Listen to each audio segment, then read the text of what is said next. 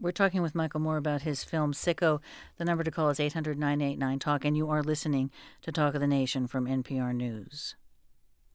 You know, I just have to ask you something about your beginnings as a filmmaker, and I think politically, because you're from Flint, Michigan. And I visited Flint, Michigan. I was a reporter in the Midwest in the early 80s, and I remember visiting Flint, Michigan before I'd ever heard of you or your films and being quite shocked by the condition that city was in at that time. And whenever I see your films, I think there's a lot of anger in your films, and I wonder how much of that anger began there in that city that you grew up in. Well, there is a lot of anger. That's right. But I mean, there's also a lot of humor. There's a lot of humor. Too. But I guess But you're mad.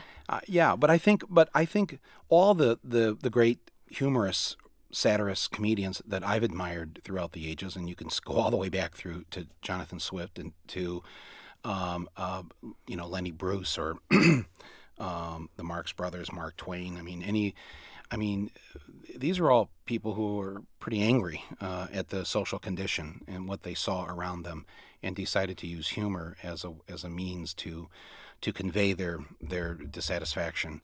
And that's what I attempt to do in these films. But you're absolutely right to say that underneath this is an underlying anger and a sadness at what has become of us. I just, for the life of me, don't understand what has happened where we, as a society, have ended up treating each other the way that have treated each other, and have made ourselves much more vulnerable, much less safe in this world as a result of the political leadership that we've chosen to put in power. And I'm actually, Lynn, I am an optimist.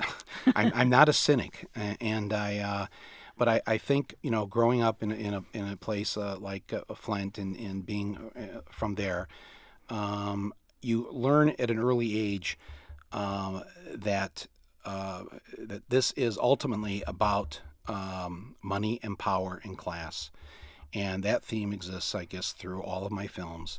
That we see people in my films who are hurting in some way. In large part because we have an economic system in this country that's unfair, it's unjust, and it's not democratic.